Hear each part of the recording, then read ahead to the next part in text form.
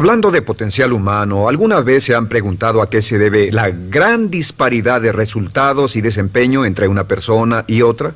Una persona que percibe $250,000 anuales no es 10 veces más astuta ni mejor que una persona que percibe $25,000 anuales. ¿Por qué la diferencia de 10 veces sus ingresos? Y si tomamos a una persona que percibe $2,5 millones al año, ¿será esa persona 100 veces mejor, más astuta que la persona que gana $250,000?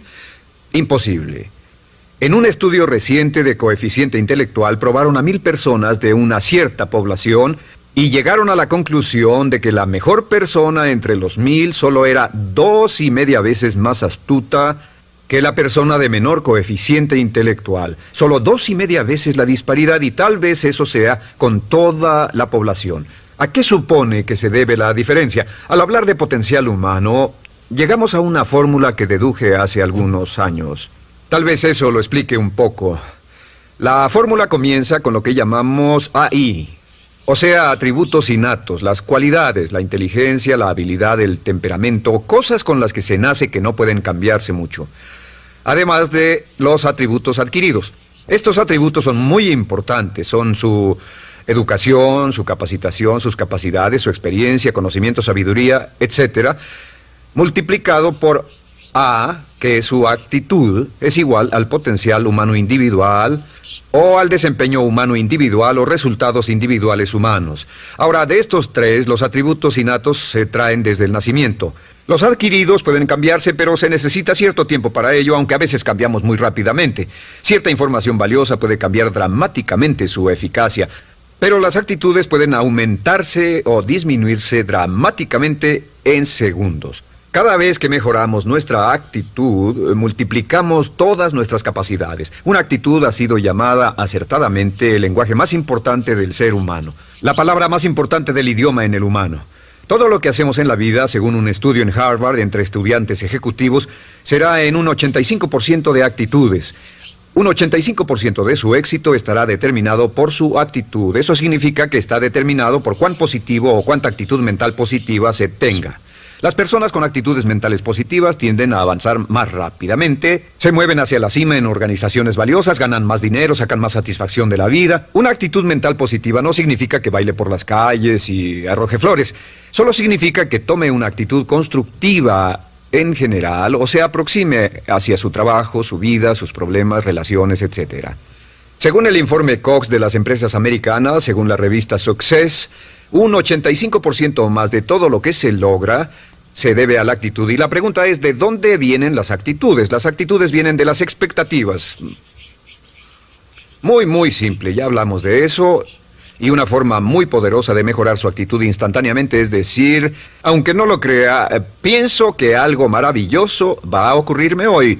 Como dijimos antes, nuestras expectativas sobre los desenlaces determinan nuestra actitud. Si espera que las cosas salgan bien, tendrá una actitud positiva. Si espera que salgan mal, tendrá una actitud negativa. Y lo maravilloso es que podemos fabricar nuestras expectativas. Podemos esperar lo que deseamos. Podemos esperar cosas buenas, cosas malas, y no nos decepcionaremos. ¿De dónde surgen nuestras expectativas? Nuestras expectativas surgen de nuestras creencias y de nuestros valores. Son el centro de los factores motivacionales de nuestra personalidad, nuestras creencias. Y esto nos conduce a un entendimiento del potencial humano. Significa básicamente que nuestra actitud es una expresión externa de lo que está ocurriendo internamente. Y esto es consistente con las leyes mentales. Con respecto a las creencias, cada uno de nosotros tiene muchas creencias en el fondo que los psicólogos llaman los conceptos propios. El concepto propio, o su descubrimiento, es considerado por muchos como el logro único y más importante para comprender el desempeño humano en el siglo XX. Yo estoy de acuerdo. El concepto propio es como, si queremos usar una analogía militar, el centro de mando. O si queremos usar una analogía técnica, es el programa central de su computadora básica. Es un grupo de creencias, valores, actitudes, sentimientos, ideas, etcétera, almacenadas en el fondo de nosotros y son el resultado de casi todas las experiencias que hemos tenido en la vida. Y algunos investigadores dicen que el concepto propio comienza a formarse aún antes del nacimiento, pero el concepto propio, una vez colocado, Precede, predice y determina sus niveles de eficacia y desempeño en todas las áreas de nuestra vida. El concepto propio se convierte en el centro de mando o el programa maestro. El concepto propio de este grupo de creencias determina lo que dirá, lo que hará, cómo actuará, cómo se siente y reacciona, etc. ¿Qué significa esto? Significa que todas las mejoras en su vida externa, todos los cambios en su realidad comienzan con un cambio en su concepto propio. Les voy a explicar lo que significa. Esta es una gráfica muy simple. Hablamos de potencial humano y decimos que la persona promedio usa un 10% o menos de su potencial.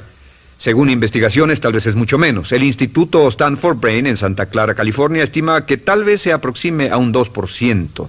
Seremos generosos y diremos que la persona promedio usa un 10%. Significa que en los mejores casos, la mayoría, como usted o yo, no usamos un 90% de nuestro potencial. Uno de los mejores filósofos, Oliver Wendell Holmes, dice que la tragedia de la persona promedio es que llegan a la tumba con su música aún por dentro. Aún están funcionando con mucho menos de su potencial total. Y esto es el potencial humano. Sabemos que existe una relación directa entre el potencial humano y el concepto propio. Pero como nuestros conceptos propios o nuestras estimaciones de nosotros mismos generalmente son mucho menores de lo que debieran ser, nuestro nivel de desempeño y eficacia también es menor. Sabemos que nuestro concepto propio es altamente subjetivo. ¿Qué significa esto? Significa que el concepto propio, lo que pensamos que es cierto sobre nosotros mismos, no está basado en la realidad, está basado en información que hemos tomado y aceptado como cierto, hasta el grado en que creemos lo que sea de nosotros mismos y se vuelve cierto para nosotros porque actuamos de una forma consistente con ello. Algunas personas que leen sus horóscopos y creen en horóscopos predicen su futuro. Hay algunas personas que toman la crítica y las opiniones de otros a quienes ni siquiera respetan y hacen suyas esas ideas, dando un resultado muy negativo. Lo que piense, lo que acepte como cierto, se vuelve cierto para usted. También sabemos que como adultos tenemos una variedad de conceptos propios. Tenemos un concepto propio de cómo vestirnos, cuánto pesamos, lo que comemos, lo bien que podemos hablar en público, qué tipo de padres somos, qué tipo de hijos somos con nuestros padres, qué tipo de esposo o esposa somos, qué tipo de amante, de conductor. Lo interesante de manejar es que todos los hombres tienen un concepto muy positivo con respecto a esto. Las mujeres no entienden esto, pero los hombres nacen con un genio inherente para manejar. Todos los hombres son choferes excelentes. Si no lo creen, todo lo que tienen que hacer las mujeres que están viendo esto es pensar en la última vez que trataron de corregir la forma de conducir de un hombre y recordarán que no obtuvieron buenas respuestas. ¿Cómo respondemos ante alguien que desafía nuestro concepto propio, sugiriendo que no somos las personas que pensamos ser? Estamos a la defensiva, nos enfadamos, nos irritamos, es difícil que nos traten. Tenemos un concepto propio de lo creativos que somos, lo inteligentes, lo rápido que leemos, lo bueno que somos en los deportes, y si practicamos una gran variedad de ellos, tenemos un concepto propio para cada uno de ellos. Tenemos un concepto propio de lo bien que cocinamos, de lo bien que educamos a nuestros hijos, de lo bien que limpiamos nuestra casa, los autos que manejamos, etc. Y también de lo que valemos por lo que ganamos. Es muy interesante saber que nunca ganamos más del 10% de nuestro concepto propio en ingresos. Nuestro concepto propio determina nuestro nivel de ingresos. Este nivel de concepto propio se llama zona de confort. Y aunque querramos más dinero, veremos que la tendencia humana natural de todas las actitudes es luchar por lograr entrar a la zona de confort y luego quedarnos ahí. Si ganamos un 10% por encima de nuestro concepto propio de ingresos, tendremos una necesidad imperante de deshacernos de ese dinero. Lo donaremos, lo gastaremos en forma extravagante y hasta lo perderemos si recibimos demasiado. Las personas que ganan la lotería siempre están quebradas a los 2 o 3 años. Queman el dinero porque ese dinero está más allá de su concepto propio. Si gana 10% o menos de su nivel de concepto propio, se descubrirá luchando, trabajará más duro, más tiempo, pensará en forma más creativa, buscará diferentes formas para aumentar sus ingresos o sus segundos ingresos. La única forma de mejorar cualquier parte de su vida, incluyendo sus ingresos, es aumentando el nivel del concepto propio de sus ingresos, comenzando a pensar en usted como si estuviera ganando más dinero. Si quiere bajar de peso, la única forma en que podrá lograrlo es pensando en que está delgado. Piense en usted mismo como una persona más delgada. Si quiere volverse una persona más popular, más amorosa, más feliz o más sana, comience a pensar una y otra vez en esas cosas hasta que se vuelvan parte de su nuevo concepto propio. Hablaremos de eso más adelante. Es una parte esencial de la programación de su mente hacia el éxito. Su concepto propio global está determinado por el promedio de sus conceptos propios en las áreas que considere importantes. Ahora, su concepto propio está formado de 3 partes críticas. La primera parte del concepto propio es el ideal propio. El ideal propio es la persona que más desearía ser, es su idea de lo que constituye un ganador, es su visión ideal de lo mejor que puede ser usted. Nada más, una de las cosas que sabemos de las personas con éxito es que las personas con éxito tienen ideales propios muy claros, ideales claros de quién quieren ser en el futuro. Las que no tienen éxito tienen ideales muy vagos. El número 2 es la autoimagen. La autoimagen es como un retrato de cómo se ve a sí mismo y lo que piensa de sí mismo. La autoimagen es el espejo interno, es como se percibe a sí mismo ahora en su desempeño actual, en forma cotidiana. La tercera parte es su autoestima. Su autoestima es cómo se siente consigo mismo. Cómo se siente consigo mismo es la fuerza motriz, el motor, la fuerza poderosa dentro de su subconsciente. Es la fuerza de energía dentro de su concepto propio y determina casi todo lo que le pasa. La mejor definición de autoestima es cuánto se agrada a sí mismo. Cuánto se agrada a sí mismo como esposo, cuánto se agrada a sí mismo como empleado, cuánto se agrada a sí mismo como jefe, como inversionista, como orador profesional, como atleta, etcétera. Según se agrade a sí mismo, su nivel de autoestima, su sentimiento emocional global respecto a cualquier área de su vida, determina su desempeño y su eficacia en dicha área. Lo sorprendente es que se convierte en lo que piensa, su concepto propio es maleable, su autoestima puede formarse repitiendo una y otra vez, me agrada mi persona, me agrada mi persona, me agrada mi persona. Me agrada mi persona, me agrada mi persona, me agrada mi persona. Entre más se repita, me agrada mi persona, me agrada mi persona, entre más lo repita una y otra vez, más crecerá su autoestima y entre más crezca su autoestima, más crecerá su concepto propio global. Cuando crezca su concepto propio global, su desempeño será mejor en todo lo demás que emprenda. Cada vez que diga, me agrada mi persona, me agrada mi persona, me agrada mi persona, me agrada mi persona, me agrada, será como bombearse psicológicamente. Todo lo que pase que haga que su autoestima suba, hará que se comporte mejor. Todo lo que haga que su autoestima baje hará que se comporte peor, que cometa errores, que sea infeliz, etc. Un punto crítico de agradarse a sí mismo, sobre autoestima y agradarse a sí mismo, es que, número 1, nunca puede querer a nadie más de lo que se quiere a sí mismo. Que su nivel de autoestima es determinante de la calidad de relaciones que tenga con los demás. Y número 2, es que nunca puede esperar que nadie más lo quiera o respete más de lo que se respeta a sí mismo. Cuanto se agrade o se respete a sí mismo, determina sus actitudes hacia usted.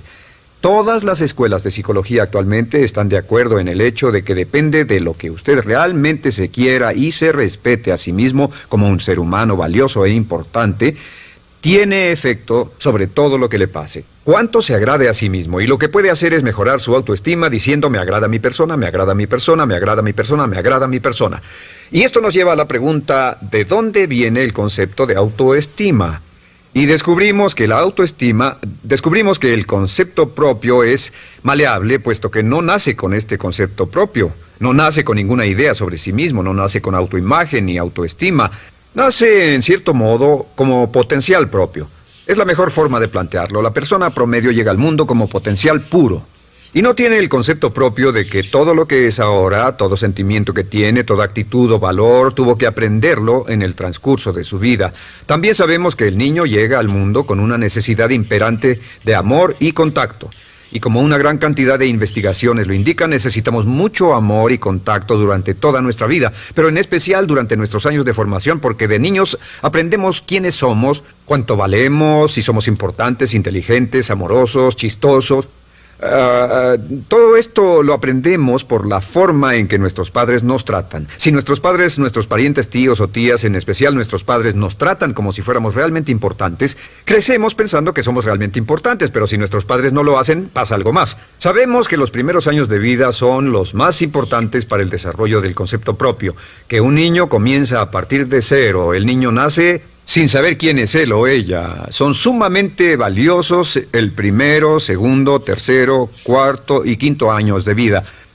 Algunos psicólogos pensaban que eran los 5 primeros años, pero ahora dicen que son los 3 primeros años. En sus 3 primeros años de vida el niño aprende quién es y dicen que si se les da suficiente cantidad y buena calidad de amor en los 3 a 5 primeros años, los prepara usted de por vida. Los coloca en una base sólida de autoestima y confianza en sí mismos, valor e importancia realmente. Existe una relación directa entre la calidad y la cantidad de amor y el desarrollo de una personalidad sana. Entre más amor, amor incondicional, reciba un niño en sus años formativos, más fuerte será la base de su personalidad. El reverso de la educación es que casi todos los problemas de psicosis, neurosis, perturbaciones de la personalidad y problemas de comportamiento surgen de los problemas que se tengan con el concepto propio. Ahora observemos a los adultos. Aquí está nuestra personalidad adulta. Si nos observamos, podemos llegar a reparar nuestras bases, por así decirlo, repitiéndonos una y otra vez: me agrada mi persona, me agrada mi persona, me agrada mi persona, y llevamos ese concreto reparador hacia la base de nuestra personalidad. Los niños necesitan el amor como las rosas necesitan la lluvia. Los niños que carecen de amor a menudo mueren por escasez de amor. Es una enfermedad llamada marisma. Ahora, ¿qué más sabemos sobre los niños? Sabemos que los niños llegan al mundo con dos atributos notables. El primero es que no sienten temor. Los niños nacen sin temores. No temen a nada excepto a caerse y a los ruidos fuertes. Y esto se expresa en sus actitudes: yo puedo. Los niños llegan al mundo pensando que pueden hacer cualquier cosa, y quien haya criado a un niño hasta la edad de 3, 4 o 5 años sabe que debe pasar esos primeros años evitando que se maten, porque son como pilotos japoneses, porque no le tienen miedo a nada. Su segundo atributo es que llegan al mundo totalmente espontáneos.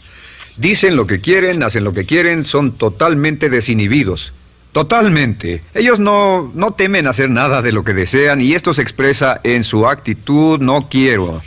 No tengo que hacerlo. Si ha tratado de controlar a un niño, lo habrá visto. Lo primero que dicen cuando comienza a darle órdenes, lo primero que aprenden es: no tengo que hacerlo.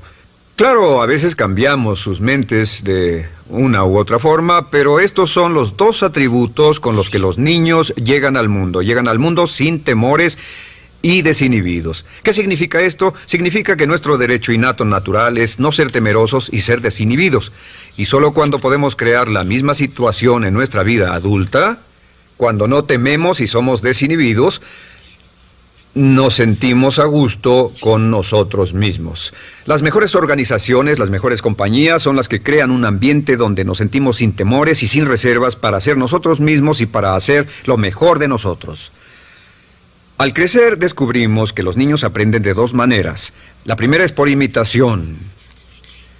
Imitan a uno o a ambos padres, en especial al padre dominante. Algunas veces el padre dominante cambiará cuando crezca el niño, y a veces los niños imitan al padre, a veces a la madre, pero aprenden por imitación. Muchas características y hábitos que tenemos como adultos los aprendimos de nuestros padres. ¿Alguna vez ha tenido la oportunidad, ha tenido la ocasión de gritarle o reñirle a uno de sus hijos? Verá que le dice las mismas cosas que le dijo su padre a usted cuando era niño. Así que imitamos. A veces imitamos su caminar, a veces su forma de hablar, a veces imitamos sus valores, sus creencias, etc. Aunque esos valores y esas creencias no tengan ningún valor. ¿Por qué? Porque nuestros padres eran así cuando nosotros éramos niños. La segunda forma en que aprendemos es pasando de la incomodidad, lo que no se siente bien, hacia la comodidad. Freud llamó a esto el principio del placer. O sea que nos movemos hacia aquello que nos hace sentir cómodos, lo que nos da placer, lo que nos hace sentir bien con nosotros. Nos movemos de la incomodidad hacia la comodidad. Así es como aprendemos a no mojar el pañal, por ejemplo. Sabemos que no es agradable caminar con popó o pipí en nuestros pañales. Vemos lo que hacen nuestros padres, vemos lo que nuestros parientes hacen y decimos: estas personas no hacen lo que yo. Así aprendemos a caminar y lo demás. Así que de la incomodidad hacia la comodidad. Durante toda nuestra vida, por cierto, así es como aprendemos. Imitamos leyendo lo que otras personas hacen, estudiando libros y en el trabajo, imitamos cuando vamos a la escuela, y hacemos lo que nos da resultados positivos, lo que nos da refuerzos positivos, y hacemos cada vez menos las cosas que nos causan incomodidad o dolor. Ahora, muy temprano en la vida, como equivocación o como resultado de una equivocación que los padres cometen en la crianza, los niños comienzan a aprender hábitos y patrones negativos. Los patrones y hábitos negativos tienen sus raíces principalmente en la crítica destructiva. La crítica destructiva comienza muy temprano en la vida, a veces en los primeros meses. Y la crítica destructiva la usan los padres para dirigir y controlar a sus hijos. Desafortunadamente, tiene un efecto muy peligroso y dañino sobre nosotros, ya que la crítica destructiva tiende a minar la integridad de la personalidad del niño. Muchos de nosotros, incluyéndome a mí y a muchos de ustedes, nos hemos visto minados y heridos por la crítica destructiva más que todas las guerras en la historia. Ahora, como resultado de la crítica destructiva, comenzamos a desarrollar hábitos y patrones negativos. Los patrones de hábitos negativos son respuestas condicionadas hacia los estímulos. Los patrones de hábitos negativos se desarrollan en los inicios de la vida. Se desarrollan como resultado de una repetición del temor y el dolor una y otra vez. Se desarrollan como resultado de la crítica destructiva, el castigo físico, etc. En los inicios de la vida comenzamos a desarrollar dos manifestaciones que nos persiguen durante toda nuestra vida y más que ninguna otra cosa inhiben nuestro potencial. La primera es la llamada patrón de hábito negativo inhibido. El patrón de hábito negativo inhibido se aprende cuando al niño le dicen una y otra vez no. Aléjate de ahí, no toques eso, y se le castiga. Cuando el niño intenta algo nuevo, o se involucra con algo, o huele algo, o derrama algo, o rompe algo accidentalmente, el padre estalla y se enfada mucho. Como ven, el niño está impulsado por la curiosidad insaciable de explorar su mundo. Y lo que pasa es que cuando lo explora o se interesa y echa a perder algo, si el padre reacciona golpeando al niño, el niño comienza a pensar cada vez que intento algo nuevo, cada vez que intento algo diferente, cada vez que voy más allá de mis límites, cada vez que me salgo de mi zona de comodidad, cada vez que no juego sanamente, me golpean, me castigan, me lastiman, me envían a mi alcoba y me siento mal. Y muy pronto el niño desarrolla el sentimiento de no puedo, no puedo. No puedo. Cada vez que trato algo diferente, me castigan. No puedo, no puedo, no puedo. Es como la respuesta de Pavlov. Pavlov sonaba la campana y le daba de comer a un perro, y el perro salivaba, y Pavlov alimentaba al perro. Mientras sonaba la campana, el perro salivaba y siguió haciendo eso, y después Pavlov solo sonaba la campana y el perro salivaba. Lo que pasa en la vida adulta es que esto crea lo que llamamos temor al fracaso. El temor al fracaso es una respuesta condicionada a un proceso de crítica destructiva que ocurre en los primeros 5 o 6 años de la vida. El temor al fracaso automáticamente nos activa, nos sentimos ansiosos, tensos, intranquilos, sentimos presiones y estrés en nuestro plexo solar, sentimos ganas de retirarnos del evento, y el temor al fracaso es la razón principal por los fracasos en la vida adulta. Es la razón principal por la que evitamos cumplir plenamente nuestro potencial. De hecho, todos los patrones de hábitos negativos se experimentan en el cuerpo físico. Puedes saber cuál es un patrón de hábito negativo porque se siente en el cuerpo físico, precisamente. El patrón de hábito negativo inhibido, el temor al fracaso, el no puedo, ocurre primero que todo en el plexo solar. ¿Ha tenido la ocasión donde debe hablar frente a un grupo, debe ir a una revisión de su desempeño o debe hacer una llamada determinante? Primero su plexo solar se aprieta. Si el temor continúa, su respiración se acelera. Su corazón comienza a latir apresuradamente, su frecuencia respiratoria aumenta y le duele la cabeza como migraña en la parte frontal, su garganta se le cierra y no puede hablar y se le seca la boca por completo, y como se pone tan tenso y asustado, va corriendo al baño. Estas son todas las manifestaciones. No hay peligro físico, pero sí peligro psicológico, una respuesta condicionada. Cuando sentimos estas cosas, la tendencia es retirarse de la situación que las ocasiona, y es la razón por la que no logramos mucho si retrocedemos. Es muy importante. El segundo patrón de hábitos negativos es el compulsivo. El patrón de hábito negativo compulsivo se aprende cuando a los niños se les dice una y otra vez: más vale que lo hagas. Si no lo haces, tendrás problemas o me las pagarás. A los niños se les convierte en recipientes del amor condicionado. Los padres no intentan hacer esto, pero lo que hacen es sugerirle al niño: no te amo, por lo tanto no estás a salvo, a menos y hasta que hagas lo que yo quiero. El niño crece sintiendo: tengo que hacer lo que quiera mi mamá. Debo complacerla, debo complacer a papá, debo complacer a los demás, debo complacer a mis parientes, y a veces debo complacer a mis semejantes, debo complacer a mis maestros, debo complacer a todo el mundo, y crecen con esto: debo. No puedo hacer lo que quiero hacer, debo hacer lo que complace a las demás personas. Este patrón de hábito negativo muy temprano en la vida se traduce en el temor al rechazo. El temor al rechazo lo experimentan los hombres como adultos como un comportamiento tipo A. Hablaremos del comportamiento tipo A posteriormente. El comportamiento tipo A es una necesidad compulsiva o excesivamente compulsiva de complacer de algún modo a alguien sin normas de comportamiento, prácticamente sin pensarlo. El temor al rechazo nos impulsa, nos hace muy sensibles a las necesidades de los demás. Hacemos cosas que otras personas quieren, no hacemos lo que nosotros queremos. Siempre estamos tratando de complacer a los demás, tenemos preocupaciones o nos importan las opiniones, sentimientos y actitudes de otros hasta el punto donde ocultamos nuestras necesidades. El temor al rechazo se siente en la columna del cuerpo. Se divide el cuerpo a la mitad y se siente hacia abajo en la mitad posterior del cuerpo. El primer lugar donde comienza a sentirse el temor al rechazo es generalmente en los hombros y el cuello. Nos sentimos entumidos, duros, tensos. Cuando tenemos mucho que hacer sentiremos un estrés tremendo en la columna. Los músculos se estiran en la parte posterior. A veces se manifestará como flebitis y venas varicosas y a menudo nos darán dolores de cabeza en la parte posterior de esta porque las arterias carótidas que llevan la sangre hasta la cabeza, los músculos a su alrededor se contraen y la cantidad de sangre que fluye hacia la cabeza fluye más lentamente y se siente un terrible dolor de cabeza en la parte posterior. Estos dos temores, los patrones de hábitos negativos compulsivos, el compulsivo y el inhibitorio, son resultado de la crítica destructiva, el gran destructor de la personalidad que nos persigue durante toda la vida. Y lo maravilloso de todo esto es que como son patrones de hábitos aprendidos, podemos olvidarlos. Podemos acabar con el temor al fracaso que nos detiene. Podemos acabar con el temor al rechazo que hace que hagamos cosas que complacen a los demás en vez de complacernos a nosotros, trabajando con nuestra propia autoestima. Porque existe una relación inversa entre la autoestima y el patrón de hábitos negativos. Porque entre más se agrade a sí mismo, menos teme al fracaso. Entre más se agrade a sí mismo, menos teme al rechazo. Entre más se agrade a sí mismo, menos temerá a cualquier cosa. Y si sigue repitiendo, me agrada mi persona, me agrada mi persona, me agrada mi persona una y otra vez, si sigue diciendo esto, con el tiempo su autoestima sube más y más y más y más y sus temores desde luego bajan. Cuando su autoestima sube, sus temores van en dirección opuesta. Ahora, ¿cómo enfrentar la crítica destructiva si debe criticar a otras personas?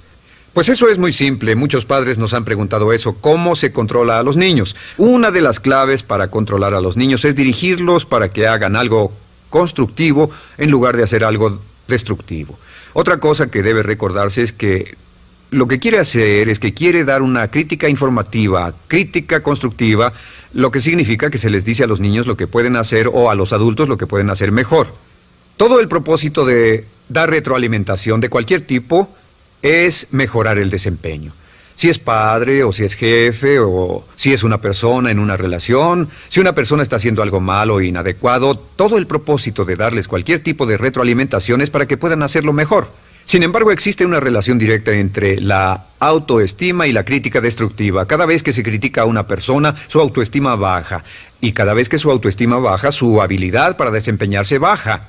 Si critica a una persona en forma destructiva demasiado tiempo, llegará a un punto donde no intentarán nada. Se convierte en lo que llamamos hipersensible.